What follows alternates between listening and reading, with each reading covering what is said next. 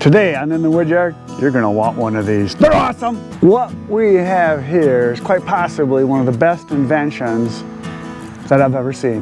Bert and I talked about it. Bert came up with a plan. Bert made this. You have to have one. But we only got a couple. So a lot of you know that I use a Dremel for sharpening my saws almost all the time. I have files and I do use them occasionally, but I prefer using the Dremel because it's faster, just as good. Some people don't think so, but I think so.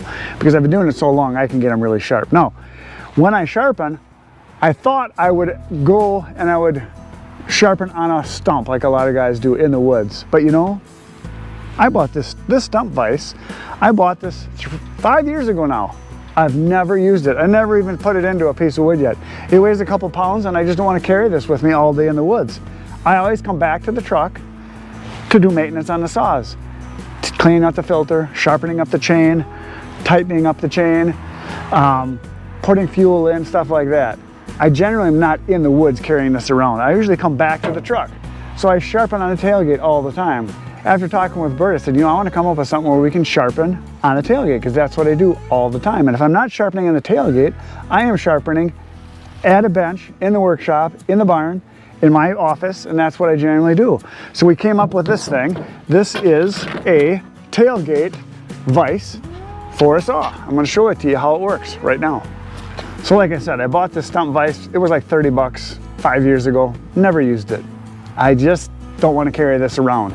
So I have a saw here. It is my favorite saw currently. It is a Husqvarna 592 XP. Love it.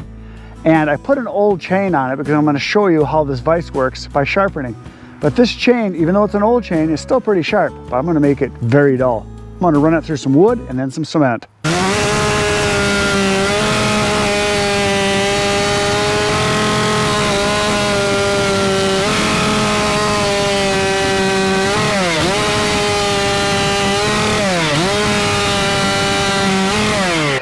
So I'm about to do something stupid. I'm going to actually run this saw into the cement right here. And there's a lip right here. And I'm going to run it on there because I want the saw to be dull so you can see the sharpening that we're going to do. So here we go.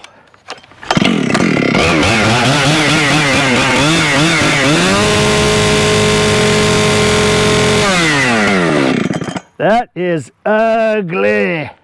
So there it is. It's pretty darn dull. I mean, it would still cut, but not great. A lot of the top plates got scars across the top, so they're real rough on the edges. Some of the tips are gone, and it definitely needs to be touched up now that they did that. Now, some of you will look at this and say, well, there's nothing wrong with that tooth. Well, yeah, when you cut, you'll know. And lengthwise, it's pretty much had its life. I grabbed one that still had some tooth left to it, but we're going to sharpen it up right now because there's one like right here, that one. This one right here, you can see it's pretty dull. I don't know if you guys, I can't focus close enough, but there you go. Let's do some sharpening. So here's how the saw vise works. You mount it on a board, you drop it in, and then there's a little wing nut back here you tighten up. I'll turn this so you guys can see it. So you tighten up this nut right here, and you're locked in and loaded. And as you can see, it just sits on there like that. Works very good. There's a 24-inch bar, which is what I run on all my saws, but if you got a longer bar, you just let it hang off the end. You can slide the saw back another foot or so, and then you can be closer to the tip if you want, so you can loosen this up, slide this way back. And there's a 24-inch bar, and it's still got plenty of platform that the saw is sitting on the back here, so it's nice and solid by tightening that up. And then you can work on your chain. There it is, and it spins all the way freely like that, so it works really nice. I really like it a lot. Now, when people sharpen with a file, they do several different things. Some people will go to the front and they'll push down on the saw till it bites onto something, and then they sharpen this angle in the front, and then they go and they kind of grab around like this, if you guys can see here. They'll grab around like this and they'll kind of basically hug it and then sharpen right here, which works, but it's a lot of work to do it that way. So what I like to do is to not work as hard and do it faster and get it done so it's just as good. So here's how I do it. I take a Dremel which I have several of these. This one is a 3000. I run it wide open. I have it plugged into my power pack right over here on the side. All I gotta do is turn it on, and I do have a battery pack Dremel that I can also use. All right, so now it's on. And so I take this along because I get a lot more sharpenings. My battery pack Dremel that I have, I only get about 3 sharpenings with it, whereas this I get thousands of sharpenings, plus I can use it for other stuff. So there it is, plugged in. Like I said, I will be running this wide open. I just turn it on and I start sharpening, but before I do that I got to mark a tooth because that's what I like to do. So a lot of saws will have a marked link that you can start at, but we're going to pretend this one doesn't have it, and I'm going to mark the tooth right behind it here.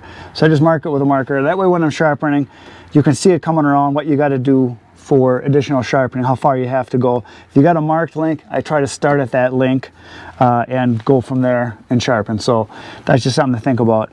This works really nice because you can see it. Generally though, you don't have to if you sharpen a lot, because you see which ones need sharpening. You can just tell when you get to like, oh yep, that's the beginning. But quite often I'll have it happen where I'm just going to town and you go past it a couple and then you're over sharpening on those couple teeth. You go, oh, I got enough. So that's kind of what I have to say about that. It's nice to know where to stop so I don't take too much off of the teeth. So now we're going to get started on this. So first things first, I wear eye protection all the time when I sharpen because this is a bit that's going very fast, thousands of RPMs. It is a stone bit and they do break apart occasionally, especially once they get down there. I wear gloves because the chains get so sharp. I've been cut a lot of times and I don't like to be cut. So when I turn this Dremel on, by the way, everybody's going to ask, because they always do, I use the Oregon bits, 7/32 bits. You come in a 3-pack, they're about $6 a piece. You can get them on Amazon. Most hardware stores will have them. A lot of saw shops will have these, but they work excellent. Obviously, you want the right diameter for the chain that you're going to be sharpening. There's 7/32 and there's 5/32, so that's what I'm going to be using. So there's that.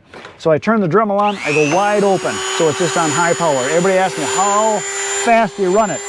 Fast. So this is how I do it. I grab here so I can control the chain. We're going to start right here. Done. Okay, so I don't go one side then the other side. I just do them all the same. Now I don't use a guide because I don't need to. I've done this so many times, I just know where it's got to be. And yes, I might be off a degree or two, don't care. Saw still cuts just fine. And no, the tooth does not get softened or too hard or brittle. I've never had a tooth break off. So we're just grinding these down. This is about how long it takes. This is a pretty dull one. We're going to do one more. And then we're going to move the whole thing down. So I go back to the beginning here. So I like to sharpen kind of over the vise and then back as far as I can go comfortably. And I move the bit constantly so that I don't get a low spot or a worn spot where the diameter is not right.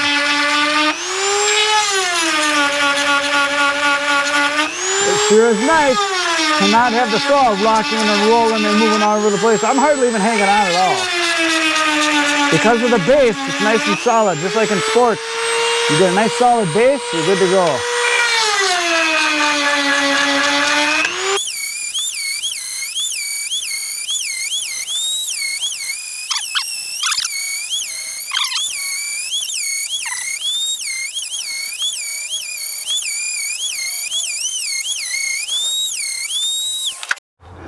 So there we go, it is done. I'm back to the original tooth. It is now cat claw sharp. The second you touch it, it digs right in. Now, the next thing I'm going to show you is taking the rakers down. This I also wear gloves for because I have punched chains before with my knuckles and ripped them open. You don't want to do that. Now, when I take the rakers down, it's usually one stroke. When I first have a brand new chain on, I will take 2 strokes off. I'm going to start in the same spot we did before. We're going to start right behind here. So there's 1 stroke, 2nd stroke, 3rd stroke, 4th stroke, 5th stroke, and we're going to roll it. Another stroke, another stroke, another stroke.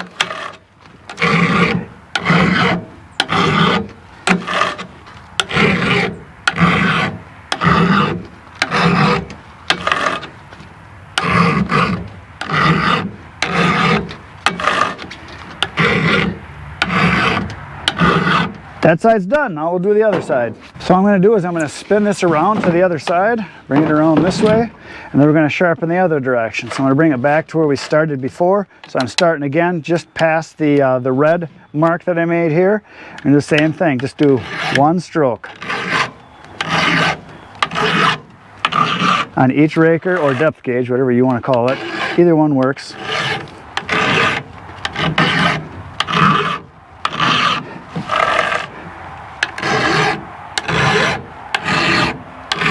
Notice how nice and solid the saw is. It's working awesome. And my tailgate's not even because it's been beaten up so much. There we go, done, that's it. Sharp. So now the only thing you need to know about this is that this little device is worth a couple $100 to me, but we're not selling it for that, much less than that. The only thing you got to do is put it on a piece of hardboard. It comes with the base, the screws, the locking nut here, the wing nut, so it just locks right on just like that. You can see it actually has my logo on there. It says in the woodyard in there. It's engraved right on there, so you can only get these from me, and it works just awesome. I absolutely love it. This is what I like to do for sharpening, and like I said, whether you use a file or use a Dremel, they both work on this. And I think with a file even better, because the saw is not going to be rocking on you, because you're pushing a lot when you're using a file. With the Dremel, it's really easy. It doesn't move that much. But you saw the file I did with the flat file where I was filing down the rakers. I was pushing really hard to get that stroke off on the rakers or the depth gauges there, and it worked really nice. So there's that. So this is made by Bert, 100% made right down the road where he works. Like I said, he engraved the logo into that, and it's mounted on a piece of hardboard here, which works just awesome. And we want to sell these, but we're not looking to get rich. We basically just want to cover our costs and make a few bucks so it's worthwhile. Our material on this is very expensive because it's all machined aluminum. The pieces are very expensive. It's $70 an hour to have these made. We made 50 of them, and I will have them at the Paul Bunyan show. So if you see me there and you want to buy one, I will probably be either in the Easton Made booth, the Husqvarna booth, or I might be in the Brute Force booth, and I will be sharpening saws. So if you want to bring your saw along, I will have my setup here, and I will sharpen them for you, and I will have these available to purchase. They're going to be 70 bucks a piece. That's what they're going to cost. And if we sell them, we sell them, and that's the introductory price. I think if we end up producing more of them, we're going to have to do more bulk, order more bulk stuff, and the price will probably go up a little bit. But that's what we're going to sell them for. And like I said, they're awesome. If you want one, let me know. I will be at the Paul Bunyan show in a couple days. That's what's going to happen just next week. We're going to be there. Also, I am going to have this chainsaw, this Husqvarna 572. It's a saw that I bought a couple of years ago, and I hardly ever use it because I have the 592 and I have two other 572, so I'm selling this saw. I cleaned it all up. I'm also going to include with the sale, when someone wants to buy it at the show, I will have it. I'm going to include at least one extra chain, maybe two, and the bar is the original bar here. It's kind of sharp. It's not great, but it's pretty good. But there it is. The saw's in really good shape. They sell for about $1,100 brand new, but I'm going to sell this for I think 800 bucks. So if somebody wants it, there it is. I'm going to have it at the show if you want to buy it. That's the price. If somebody wants it, that's great. If they don't, I'll just keep it. So there it is, folks. This is the tailgate vise or the bench vise, which is great for the chainsaw sharpening. It's just awesome. I use this a lot. I've been testing it out over the last couple months, and we finally got the production done. I will have them at the show. Like I said, we're going to have 50 of them, and when they're gone, and then we might make more. So if you want one, you better see me at the show, and then we'll go from there. And if we end up making more, it's very possible that if we make more, we're going to take orders and then we'll make them as we get orders. So we might wait till we get 50 or 70, whatever it is, so it's worth doing, and then we'll run a batch. So that might be what we do. We'll let you know. But there it is. That's it for today, folks. Hit the buttons. I'll be back tomorrow morning, 5:30 a.m. Another video for you. I'll see you at the Paul Bunyan show. You better be there. Good night, everybody.